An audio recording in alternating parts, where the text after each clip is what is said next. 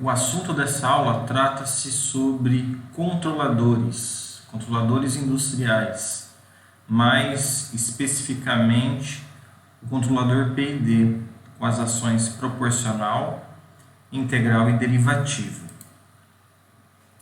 Relembrando aqui então, as principais partes do sistema de controle, a gente tem aqui no nosso lado esquerdo um sinal de referência, né? A gente tem também um sinal de realimentação vindo de um sensor, ou seja, eu estou medindo o valor da saída, né, que eu quero controlar, e mandando essa informação aqui para dentro, onde eu tenho um comparador, né? Então, através do cálculo da diferença entre o meu sinal de referência e meu sinal de saída vindo do sensor, eu tenho então o meu sinal de erro, né? Aqui eu posso ter, por exemplo, um amplificador e esse sinal ele vai estar saindo e entrando diretamente no meu conjunto atuador e planta e processo, né? Muitas vezes eu não tenho separado assim dois blocos, eu posso ter às vezes um bloco único representando tanto a planta, o processo, né, quanto o atuador.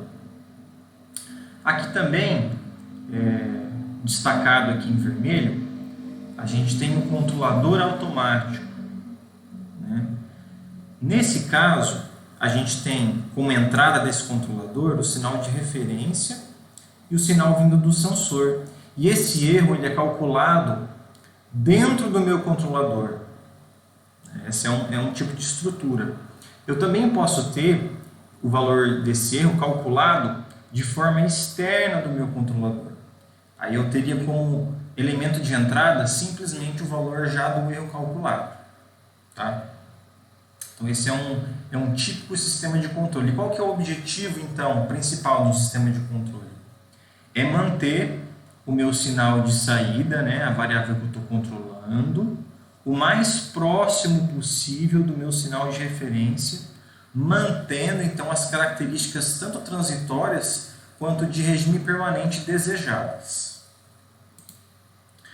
Eu coloquei aqui alguns exemplos de alguns controladores, né? O primeiro exemplo que eu coloquei é de um controlador pneumático. Ele é um controlador proporcional, né? E eu tenho um esquemático desse controlador. Ele é bem interessante aqui para a gente analisar. Então, como que funciona esse controlador, né? Vamos supor que eu tenho uma fonte de pressão, de alta pressão, que mantém uma entrada de pressão PS que é constante na entrada dessa tubulação aqui, tá? E eu tenho dentro desse sistema uma pressão de saída aqui que eu vou chamar de PC, que é uma pressão que eu desejo controlar esse valor, tá? Nessa outra extremidade aqui desse sistema, eu tenho um orifício aqui, onde eu tenho uma saída de ar, né? E eu tenho um elemento aqui chamado palheta, que ele pode bloquear a saída desse ar. Ele pode tanto bloquear aqui, como pode permitir a saída desse ar, de acordo com a posição dessa palheta.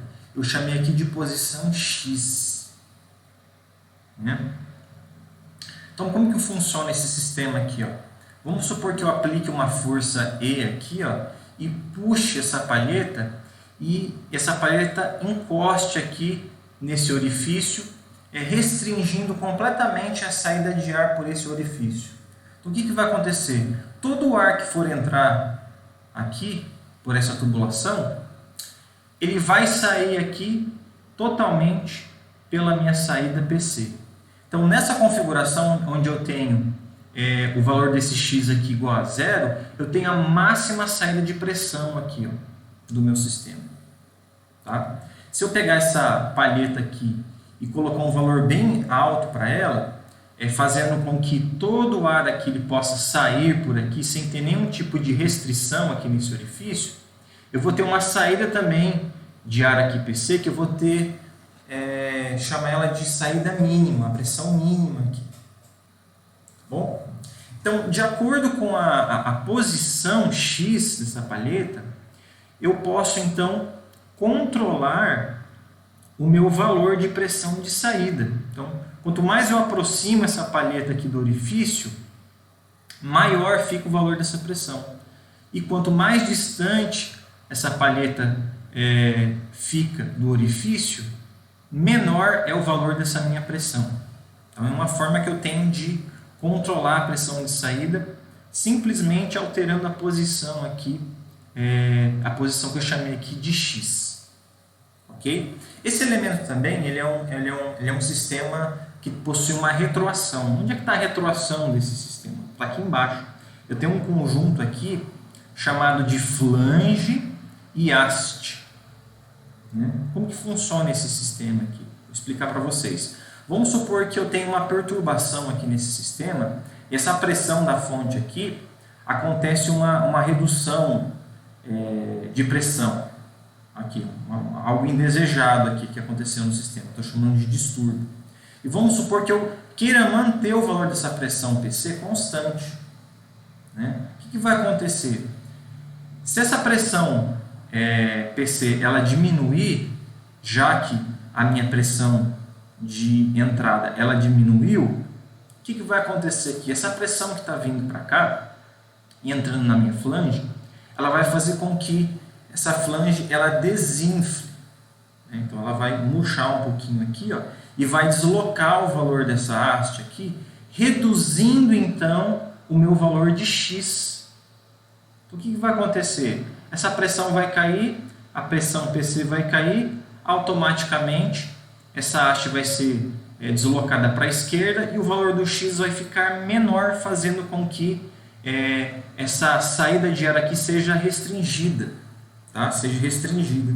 Então, o que vai acontecer com esse valor da constante PC quando eu diminuir o valor desse fechamento? Vai aumentar o meu valor de PC, mantendo essa grandeza aqui constante. Tá? Então, mesmo que eu tenha uma variação da minha entrada PC, esse elemento de realimentação, através da movimentação da haste aqui, alterando o valor de X, eu consigo manipular e alterar também mantendo o valor da minha constante de saída PC.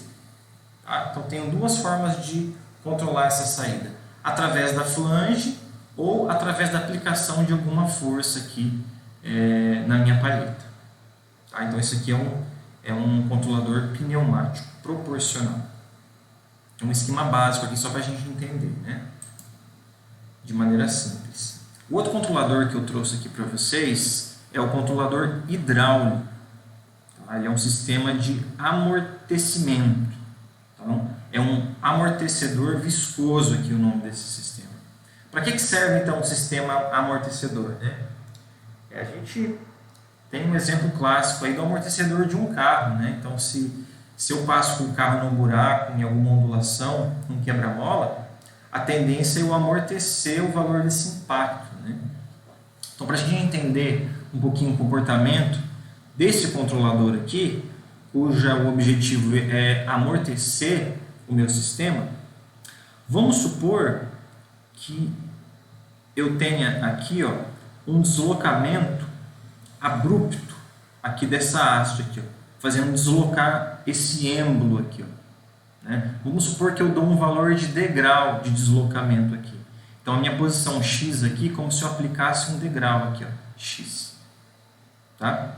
E vamos supor que eu tenha aqui também, ó, um valor de deslocamento Y, que é o deslocamento aqui do meu sistema aqui em relação com a ação da mola, certo? Então o Y ele é o movimento do meu sistema e X é o movimento simplesmente do êmbolo, tá? E Y é o movimento aqui do meu amortecedor, juntamente com a mola, né? Então o que vai acontecer? Instantaneamente eu vou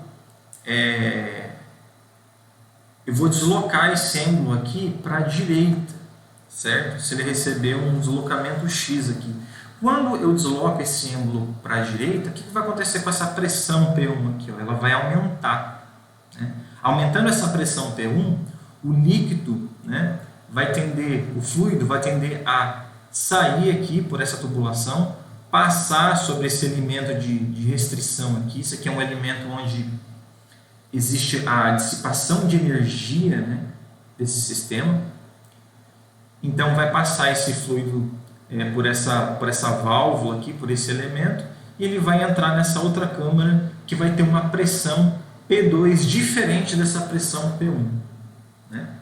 Então, instantaneamente esse êmbolo vem para a direita, conforme esse fluido vem para cá, eu começo a aumentar o valor dessa pressão P2, e de repente depois esse pêndulo, esse êmbolo, né, ele vai voltar e vai tender a retornar para o valor dele de regime permanente. Tá?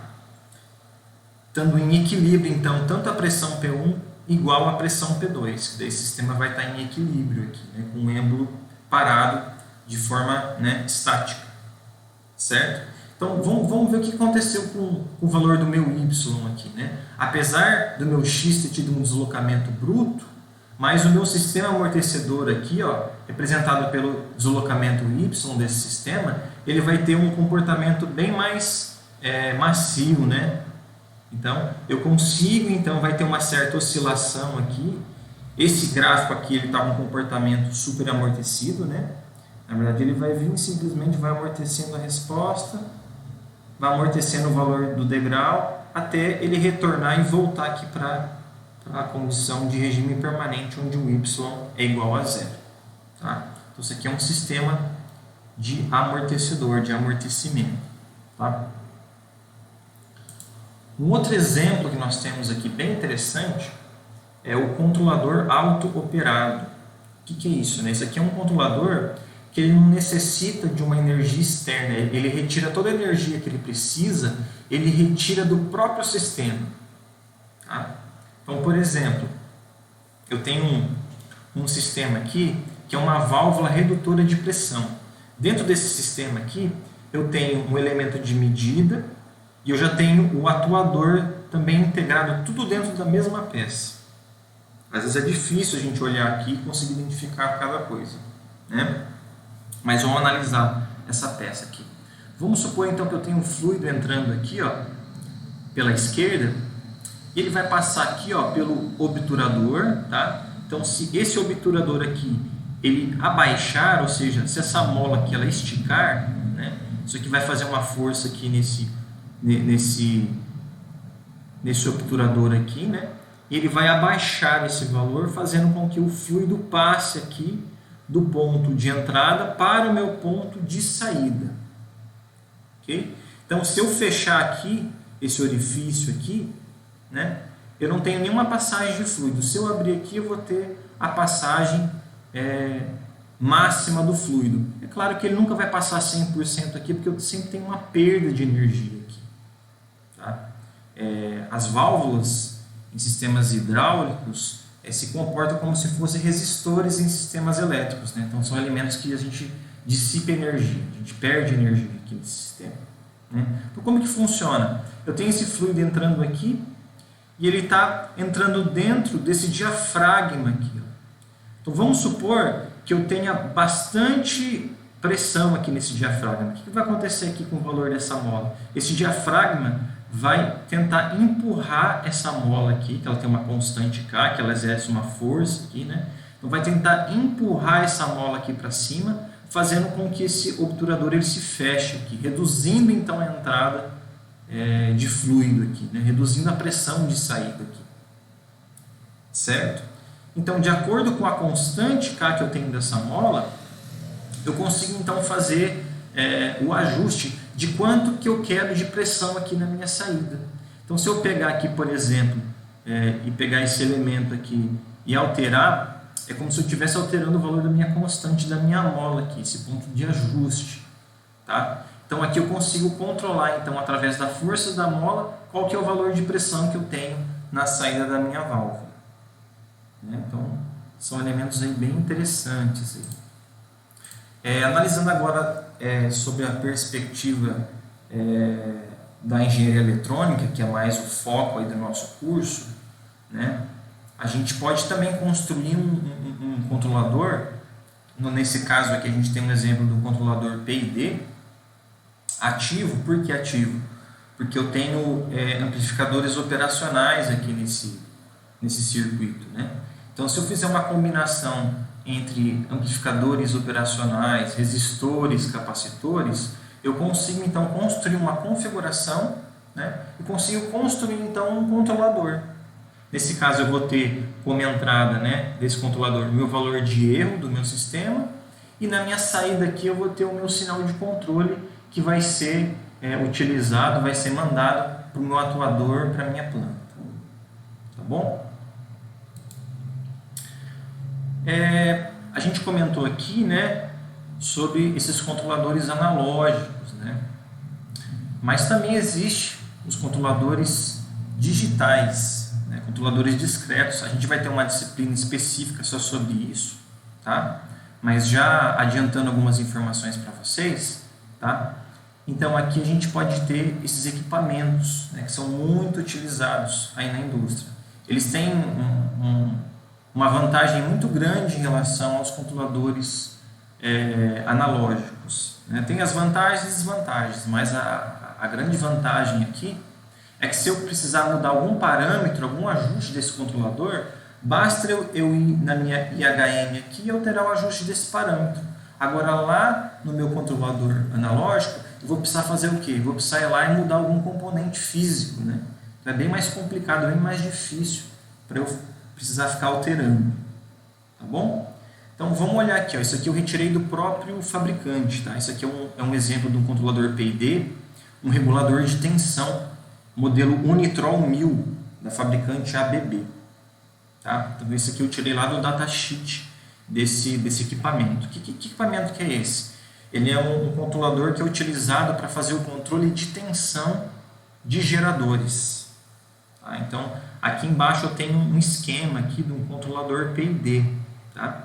É claro que o fabricante ele vai alterar, às vezes, várias características de um controlador. Né? Ele pode, por exemplo, aqui, ó, inserir limitações aqui para esse bloquinho matemático. Né? Eu tenho aqui, ó, sinais de soma, né? Eu tenho um sinalzinho de erro entrando e um sinalzinho de erro saída. E eu estou também limitando o meu valor de saída do meu controlador. Né? Eu posso fazer diversas alterações aqui. Né? Simplesmente, o que significa eu alterar alguma configuração aqui matemática desse modelo? Significa que eu vou mudar o meu algoritmo dentro do meu controlador.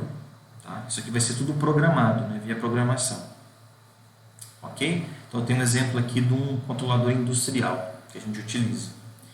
Além desse controlador aqui, eu posso ter diversas outras funções, né, para esse controlador aqui. Por exemplo, esse mesmo controlador, ele pode fazer o controle de fator de potência da máquina, né, do gerador, quanto o controle de reativo. Né? Os dois são similares, os dois produzem o mesmo efeito. Né? Eu posso setar então o fator de potência da máquina, ou posso fazer o ajuste de quanto de potência reativa eu quero consumir ou fornecer, né, através do meu gerador. Nesse caso aqui, só para vocês entenderem assim bem basicamente, eu tenho como sinais de entrada aqui, ó, a medida da minha potência reativa no terminal da minha máquina. Ó, eu tenho a medida também da minha potência ativa, né, no terminal da minha máquina, e tenho também a medida de tensão elétrica no terminal da minha máquina, certo? Então, para isso eu vou precisar de sensores para conseguir medir, extrair o valor dessas grandezas aqui para dentro do meu controlador. Então, aqui nesse caso, olha a vantagem aqui, né, de ter um controle digital, né? Eu posso setar aqui, ó, se eu quiser trabalhar com fator de potência, né, eu posso colocar aqui, setar aqui o ajuste de fator de potência que eu quero, por exemplo, 0,95, né? E através de manipulações matemáticas aqui, ó, eu vou ter um sinal aqui que vai se unir aos sinais de entrada aqui de tensão, potência reativa, tudo mais, e vai gerar um sinal de saída aqui, né? Que esse sinal de saída aqui vai ser a entrada do meu controlador PID. Tá? Mas se eu quiser agora não setar o fator de potência, se eu quiser trabalhar com o controlador no modo de controle de potência reativa, né, o modo MVAR, né, o que eu vou fazer? Ó? Simplesmente eu vou setar lá na minha IHM lá do meu equipamento e colocar MVAR igual a 1. Quer dizer, essa chavinha aqui ela vai comutar aqui. então eu vou ter uma entrada aqui de referência, um set point de potência reativa. Então eu vou utilizar esse sinal para poder gerar o meu sinal de erro aqui, que vai ser a entrada do meu controlador. Tá? Então isso aqui é só um exemplo básico aqui para vocês entenderem um pedacinho do universo que se consegue então fazer, né, utilizando um controlador digital. Tá bom? Agora que a gente viu esses modelos de controladores, né, a gente tem também controladores mais básicos, né? A gente tem, por exemplo, esse controlador aqui, o controlador liga e desliga, que a gente chama frequentemente aí de on-off, né? Pode ser representado de forma bem simples, por exemplo, como um interruptor que liga e desliga, né? Ele pode ter dois sinais de saída do interruptor, por exemplo, ligado ou desligado. Tá? Então, a lei de controle que a gente chama, o que é a lei de controle? É o sinal de saída do meu controlador, né? O sinal de entrada é um sinal de erro e a minha lei de controle é o sinal de saída do meu controlador. Então, eu posso ter dois valores de saída do controlador on e off, né? Ou eu posso ter um estado U1, né? Se o meu valor de erro aqui de entrada para ele for maior que zero, ou eu posso ter um valor U2 se a minha entrada aqui for, por exemplo, menor do que zero. Tá? Vamos exemplificar aqui, né, a atuação de um controlador on-off. Tá? Vamos supor que eu tenho aqui um sistema aqui cujo objetivo dele vai ser controlar o nível desse reservatório aqui. Vamos supor que eu tenha uma torneira aqui, uma válvula que permita a entrada de água aqui nesse reservatório. E eu tenho aqui também uma válvula que permite a saída de água desse reservatório. Tá? Então, assim, é interessante que a gente mantenha o nível desse reservatório num valor mais ou menos fixo ou constante. Por quê? Se eu alterar, por exemplo, a altura dessa coluna de água, eu vou estar alterando aqui tanto a pressão quanto o fluxo de água saindo aqui, né, desse meu sistema. Se eu tiver um nível muito baixo aqui, eu vou ter um fluxo, uma pressão muito baixinha aqui. Isso pode prejudicar, por exemplo, o meu sistema, o funcionamento do meu processo, tá? Da minha indústria, por exemplo. Então, como que eu posso fazer o controle aqui para manter um fluxo, uma pressão aqui, mais ou menos de acordo? Eu posso controlar, então, indiretamente esse fluxo através do controle de nível aqui. Então, vamos supor que eu queira manter aqui aproximadamente um nível igual a N1 aqui, tá? Que sistema que eu posso construir? Eu posso construir um sistema com uma boia, um flutuador, né? E se eu tiver um valor abaixo desse nível N1, ele vai fazer com que seja ligada essa chave aqui, e essa bobina magnética, essa válvula aqui, né? Ela vai ser ligada e essa válvula magnética vai abrir essa torneira. Ou ela abre 100% ou ela fecha 100%. Então, atuando essa válvula, eu vou abrir 100% e vou passar com esse meu fluxo QI aqui para dentro, enchendo então o meu reservatório. Tá? Então, esse é um exemplo de aplicação de um sistema on. Qual que seria um problema para um sistema implementado nesse formato? Vamos supor que eu tenho um controle desse nível 1 e de repente eu começo a utilizar a água aqui. Eu vou abaixar o valor desse nível, né? Um pouquinho abaixo do N1. Logo que ele abaixou esse valor no nível 1, eu vou ligar então a minha eletroválvula, ela vai abrir e vai permitir a entrada de água. Então, depois de poucos segundos, eu já atingi o valor desse nível 1. O que vai acontecer quando eu atingir o valor do nível 1? Eu vou desligar essa chave, fechando então a entrada de água. E isso, com o valor único aqui de referência para N1, o que vai acontecer?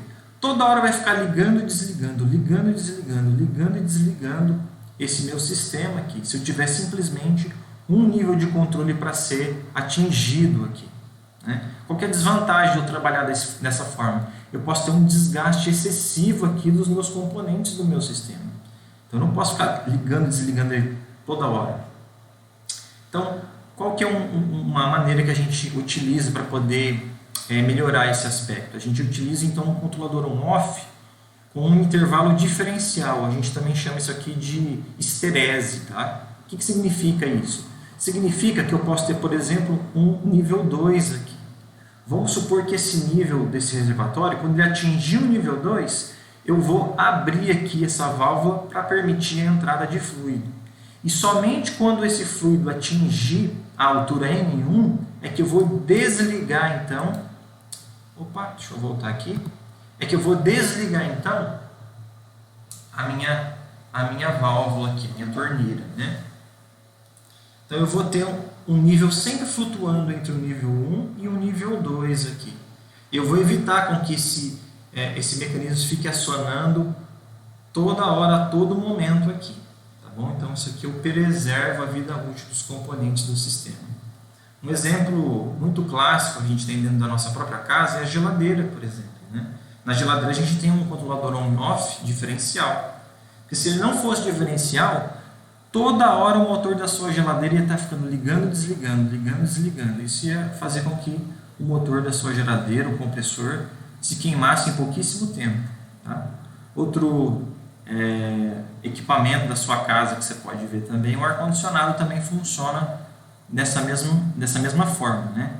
Claro, falando dos ar-condicionados mais antigos, né? Aqueles que trabalham só com on-off, sem contar esses mais modernos inverter, que eles já trabalham de uma outra maneira, um outro formato. Tá? Então tá aí o nosso controlador on e off. O próximo controlador que a gente vai ver é chamado de controlador proporcional. Como que a gente escreve a lei de controle desse controlador? Né? Lei de controle é o sinal de saída. Né?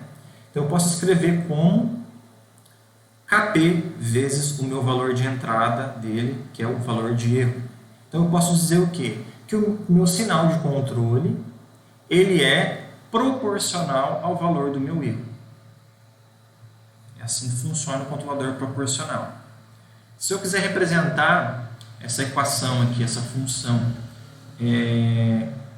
no modelo, no formato, né, de função de transferência, ou seja, não no domínio do tempo, mas no domínio da frequência complexa S, a gente vai aplicar então a transformada de Laplace aqui nesse sistema e eu vou ter essa função de transferência que relaciona a saída do meu controlador com a entrada do meu controlador, ok? E vai ser simplesmente um ganho Kp. Tá? Eu posso escrever isso aqui no formato de diagrama de blocos e vai ficar com esse formato, com esse aspecto aqui. Qual que é uma característica aqui, uma vantagem de um controlador proporcional? Né? Ele acelera a resposta do meu sistema. Então, se o meu sistema está com uma resposta muito lenta e eu aumentar o valor do ganho, eu vou acelerar o valor dessa resposta. Tá? Outra coisa que eu posso fazer com esse controlador, eu posso reduzir o valor de erro em regime permanente. Pensando aqui agora na característica de estacionária, agora, né? Não vendo mais a parte transitória.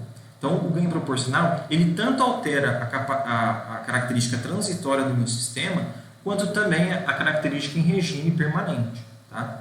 Ele pode reduzir, mas ele não elimina o meu valor do meu erro em regime permanente. Tá bom? E como que eu posso implementar de forma bem simples um controlador proporcional? É simplesmente um amplificador com ganho ajustável. Por exemplo, posso pegar aqui um amp-op, utilizar aqui uma configuração de resistores aqui e ajustar o valor desses resistores aqui para dar o ganho desejado. Tá? Então isso aqui é uma forma bem simples da gente implementar esse tipo de controlador, que é muito útil. Tá? O próximo controlador que a gente vai ver é o controlador integral. Então como que é escrita a lei de controle dele? A lei de controle é dada como o produto de KI vezes a integral do erro. Tá? Então significa o quê? Que a lei de controle ela é proporcional à integral do erro. Se eu aplicar também a transformada de Laplace, eu posso escrever nesse outro formato aqui. Né? Então eu tenho a função de transferência do meu controlador, dado por KI dividido por S. Tá? Então se eu escrever no formato também de diagrama de blocos, eu vou ter essa estrutura aqui. Tá? Onde eu tenho esse bloquinho, minha função de transferência do controlador, que é uma divisão por S aqui, significa no tempo que é uma integral. Né? Então, qual que é algumas vantagens que eu posso ter em utilizar o controlador integral? Pode existir sinal de controle diferente de zero para erro nulo. Interessante, né? Mesmo às vezes que eu tiver um erro nulo, um valor de E igual a zero, eu posso ter um valor de saída U diferente de zero. Isso pode ser muito útil, né, em sistemas de controle. O que acontece também com esse controlador? Outra vantagem para ele, né? Ele reduz ou elimina o erro estacionário. Tá? Então eu posso chegar até zerar aqui, nesse caso, o valor do meu erro em regime permanente. Então, a característica principal, né, fundamental desse controlador aqui, onde ele vai atuar, na verdade, é na característica estacionária da minha resposta, em regime permanente. Tá? Quais são as desvantagens desse controlador puramente integral? Ele pode deixar o sistema mais oscilatório, mais lento, né, se eu for comparar então com um controlador puramente proporcional. Tá? Então, o que acontece aqui? Ó? Eu estou fazendo o que aqui? É como se eu estivesse dividindo todo o meu sistema aqui, minha função de transferência de malha aberta, que vai estar logo aqui em série, dividindo essa minha função por S. Então é como se eu estivesse aumentando o tipo desse sistema em uma ordem. Né? A gente vai lembrar lá aqui na aula de erro em regime permanente, né? A gente classificava o nosso sistema de controle olhando para a malha aberta do meu sistema, quando ele possuía uma realimentação unitária, né? E também quando ele não possui uma realimentação unitária. Basta então eu achar a função de transferência de malha aberta e olhar o número de integrações. Né? Assim a gente consegue encontrar o tipo desse sistema. A gente viu lá também, já comentou, que sistemas de ordem 3 ou superiores são extremamente complicados de se fazer o ajuste, de se trabalhar com esses tipos de sistema. Tá? Então, utilizando o controlador integral, eu vou estar aumentando ainda a ordem desse sistema, ou seja, eu posso estar agravando mais a estabilidade e esses problemas que podem estar vindo aqui. Tá bom? O outro controlador que a gente tem aqui, o próximo, né, é o controlador proporcional integral, chamado de PI.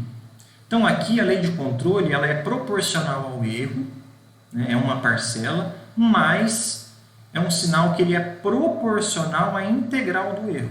Então, aqui eu tenho duas ações sendo somadas aqui. Né? Então, se eu encontrar a função de transferência aplicando a transformada de Laplace nessa equação, eu vou ter então aqui essa expressão, Kp vezes 1 mais 1 sobre TIS. Então, o formato de diagrama de blocos fica com esse aspecto aqui. Né? Analisando a configuração polo e zero desse sistema, eu tenho então um polo, né, na minha origem, S, e tenho um zero alocado em menos 1 sobre TI. Aqui não fica tão claro para a gente ver, mas se, por exemplo, eu colocar em evidência aqui, tirar um mínimo múltiplo comum melhor, né? TIS aqui, e rearranjar essa equação, eu vou ter daí um polo na origem, vai dar para ver bem, né? E eu vou ter o meu zero aqui em menos 1 sobre TI. Tá bom? Uma forma simples para a gente implementar esse controlador, pensando em controladores eletrônicos, né? Também é uma configuração de amp-op com uma combinação de resistores e capacitores. Tá bom? Mas vamos lá. Como eu tenho um controlador integral e esse aqui é o proporcional integral, qual que é a vantagem que esse controlador traz em relação ao puramente integral? Né? Na verdade, a grande vantagem desse sistema aqui está justamente na inserção deste zero aqui, tá? No semiplano esquerdo do meu plano S. A gente vai entender isso aqui um pouquinho melhor quando a gente trabalhar com o lugar das raízes, que é uma ferramenta utilizada para a gente fazer algumas análises, tá, em sistemas de controle. Tá? Mas basicamente o que acontece? Né? Conforme eu vario, por exemplo, o valor desse meu ganho aqui, Kp, eu tenho uma movimentação dos polos do meu sistema nesse eixo aqui. Então vamos supor que eu tenha um polo instável aqui nesse sistema. Então pode ser que conforme eu for aumentando o valor do ganho Kp, esse polo ele vai se posicionando e pode ser que ele venha até para o meu plano esquerdo. Tá? Então a inserção desse zero à esquerda me facilita, tá, acontecer esse tipo de fenômeno, Ou seja, eu posso trazer algum polo instável aqui e tornar ele estável. Tá? Então, qual que é a vantagem desse controlador proporcional integral? A vantagem é que ele é mais estável comparado ao puramente integral. Por quê?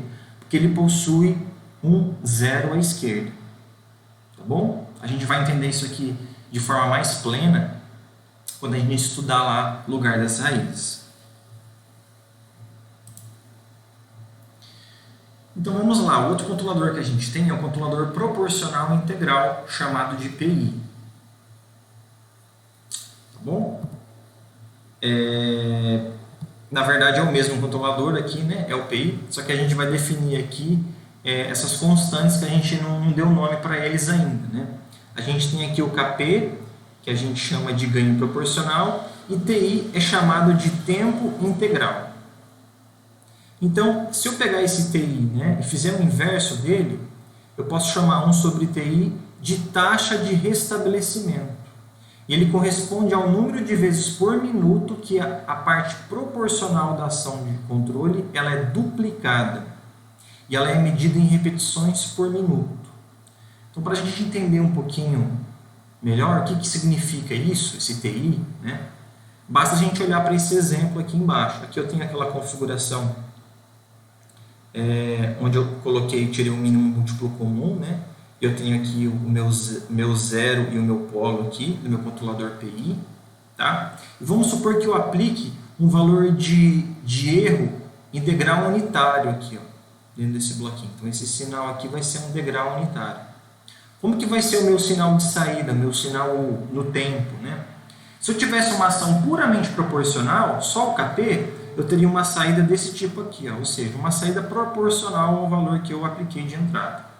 E se eu tiver uma ação PI, eu vou ter esse comportamento do meu sinal U aqui. Então, olha só, de 0 até TI, o que aconteceu aqui? Eu tenho o dobro do valor de sinal de controle, ou seja, 2 vezes KP. Eu tenho o dobro do valor do sinal, controlador PI, comparado com uma ação puramente proporcional. Tá?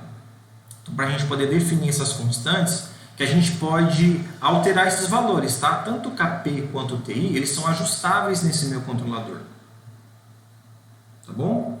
Então, se eu quiser aumentar ou diminuir essa taxa de restabelecimento, basta eu variar então o valor do meu TI. Agora sim, né? Vamos para o próximo controlador, que vai ser o controlador proporcional derivativo, chamado de PD. Então, aqui a nossa lei de controle, ela é proporcional ao valor do meu erro, mais a um outro termo, ou seja, é proporcional também à derivada do meu erro. Então, tem essas duas ações em conjunto aqui, proporcional e derivativo.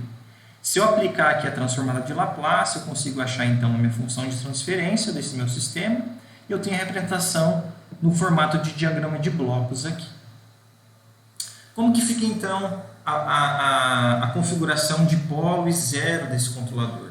Na verdade, eu tenho simplesmente um zero aqui e menos 1 sobre TD, né?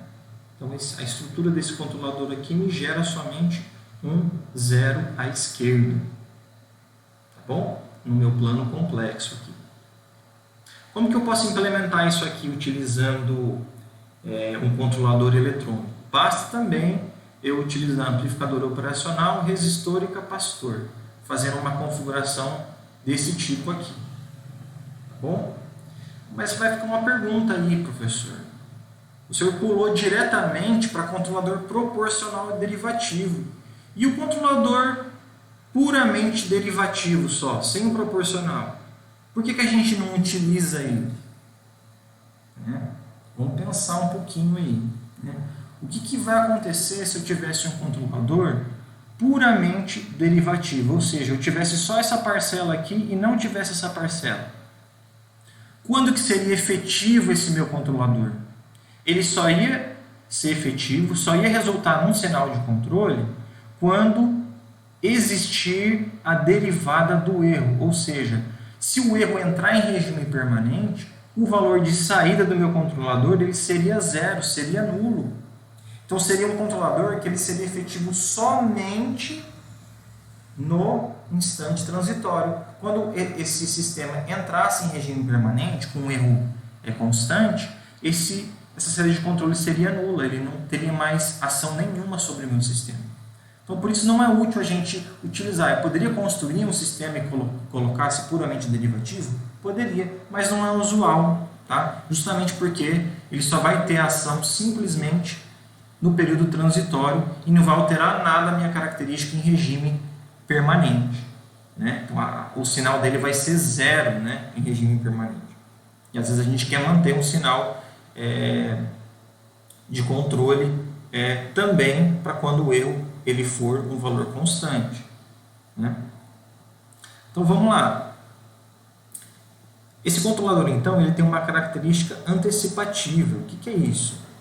Será que isso aqui significa que ele vai gerar um sinal na saída antes de ter um sinal na entrada dele? Não, não é nada disso. O que significa ter uma ação antecipativa de um controlador? Como ele calcula a derivada, né? Então, por exemplo, se ele calcular a derivada do erro e for uma derivada positiva e um valor bem alto da derivada, significa o quê? Que esse valor desse erro está aumentando, certo? Ele está um valor grande de erro, ele vai tender a subir e ficar um valor bem elevado. O que acontece então se eu tenho um valor de uma derivada negativa aqui? Significa que o valor desse erro já está fazendo o quê? Já está reduzindo o valor do erro. Tá? Então, por que ele tem essa característica antecipativa? Exatamente porque ele calcula então a derivada. Tá? Então, ele consegue saber se esse erro está subindo, se ele está diminuindo, se essa derivada ela é muito inclinada, se está subindo muito rapidamente, ou se ela é uma derivada com valor menor, ou seja, ele está subindo de forma mais suave. Tá? Então, essa é a característica desse controlador. Então, ele é utilizado aqui, para que ele serve? Para alterar as características transitórias da minha resposta. Apesar dele também ter um efeito sobre o erro, quando o erro é constante, né? Mas qual que é o objetivo desse controlador? É fazer a alteração da minha parcela transitória da minha resposta. Tá? Então, o que acontece? Se eu dou amortecimento para esse sistema, alterando então o valor das minhas constantes, Kp e Td, né? Se eu estou dando amortecimento para o meu sistema, eu vou fazer o quê? O que vai acarretar? Eu vou ter uma diminuição do meu overshoot, né? Do meu sobressinal da minha resposta, ou seja, vai ficar um sistema menos oscilatório, eu automaticamente vou estar fornecendo o que para esse sistema? Vou estar fornecendo uma estabilidade, isso aqui é um sistema mais estável, né? Porque ele oscila menos. Tá? Mas como nem tudo é só coisas boas, né? Qual que seria a parte mais complicada? Um ponto aqui que a gente tem que tomar muito cuidado na hora de implementar um controlador proporcional derivativo. Na verdade, é quando a gente analisa o aspecto do ruído. Qual que é a característica de um ruído? Ele tem uma característica de baixa amplitude, né?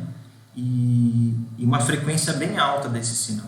Então vamos supor que eu insira aqui um ruído no meu valor de erro aqui, um ruído. O que vai acontecer aqui com o meu controlador, com o meu sinal de saída, com o valor que está calculando aqui por essa expressão matemática aqui, né? Eu posso ter elevados valores de derivada aqui, né?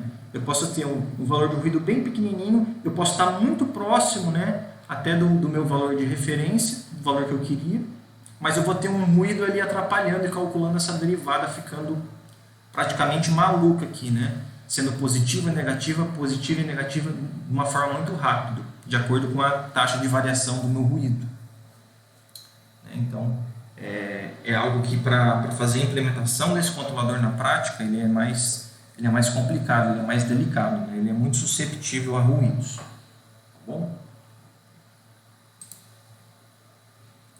Então aqui também, né, nesse meu controlador, eu tenho o Kp, que representa o ganho proporcional, e a constante Td, que é chamada de tempo derivativo. Tá? Então, qual que é a definição do Td? Td é o tempo pelo qual a ação de controle derivativa avança o efeito da ação de controle proporcional. Interessante, né? Como que a gente pode entender isso? Também o Td ele é dado com uma comparação do controlador PD com um controlador puramente proporcional, né? Então vamos avaliar aqui, ó, se eu tiver um controlador PD aqui e eu aplicar na entrada dele um sinal de erro em rampa, por que eu estou aplicando uma rampa aqui? Porque é um sinal de erro que está variando no tempo, tá? Então não é um erro constante, é um erro que varia no tempo. Então, se eu tivesse um controlador puramente proporcional aqui, o meu sinal de saída seria esse sinal tracejado aqui, somente proporcional. Agora, se eu estiver utilizando um controlador PD, eu vou ter esse sinal aqui, ó, sinal contínuo aqui. Na verdade, a diferença de tempo entre esses dois sinais aqui vai dar exatamente o valor do meu TD. Então, é quanto eu avanço, consigo avançar o meu sinal de controle, né, em relação ao efeito puramente proporcional aqui. Então, sempre é uma comparação do controlador PD com o controlador puramente proporcional. Tá bom? Por fim, né, a gente consegue então definir aqui o controlador mais utilizado aí na indústria, né, mais versátil. Por quê? Porque ele tem a soma das três ações juntas. Então, é o controlador proporcional, integral e derivativo. Então, o sinal de controle ele é proporcional ao erro, ele é proporcional à integral do erro e ele é proporcional à derivada do erro também. Se eu aplicar a transformada de Laplace, eu consigo a função de transferência e também consigo escrever no formato de diagrama de blocos aqui, tá? Se eu der uma olhadinha na configuração de polos e zeros dessa função, eu vou ter um polo na origem e dois zeros aqui, né? Eu tenho um zero relativo ao controlador derivativo e um zero relativo ao controlador integral. Okay? Como que eu posso implementar, então, esse controlador utilizando elementos eletrônicos aqui? Eu posso também utilizar uma configuração nesse tipo aqui, né, com amplificadores operacionais, resistores e capacitores. Tá? Então, de forma assim, resumida, o que a gente pode ter aqui? Ó? Analisando separadamente cada uma das constantes, né, eu vou ter, por exemplo, se eu aumentar o valor da minha constante Kp, do meu controlador PD, eu vou diminuir o meu tempo de subida, eu vou aumentar a minha oscilação, né, eu vou aumentar o meu overshoot, meu sobressinal, eu não altero o meu tempo de estabelecimento e eu diminuo o meu valor do estacionário, lembrando que eu só diminuo, não consigo eliminá-lo. Tá? Já se eu utilizar a constante KI, né, que é a ação integral, o que ela vai gerar aqui na minha resposta? Né?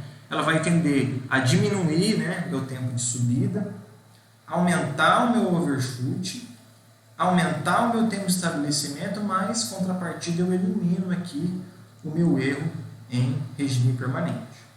Tá? Se eu alterar aqui a constante KD, né, se eu aumentar o valor dela, eu não altero o meu tempo de subida, eu diminuo o meu overshoot, porque a ação derivativa ela fornece, né, amortecimento ao meu sistema. Tá? O meu tempo de estabelecimento ele diminui também, tá? E o meu estacionário eu não tenho ação sobre ele. Ok? Então, assim, é claro, pessoal, que se a gente estiver trabalhando com PD com as três constantes, essas três constantes, elas influenciam uma nas outras, né? Se eu alterar o Kp, eu automaticamente também vou estar alterando o KI e o KD. Essa tabela aqui é simplesmente assim um orientativo inicial para a gente começar a querer estudar o comportamento desse controlador e assim uma certa diretriz para a gente começar a fazer os ajustes, tá? Os parâmetros, tá bom? Então, essa aula a gente estudou sobre alguns controladores, né? Existem outros também, mas a gente deu um enfoque aqui mais no controlador proporcional, integral e derivativo e finalmente culminando com o controlador PID, famoso na indústria aí.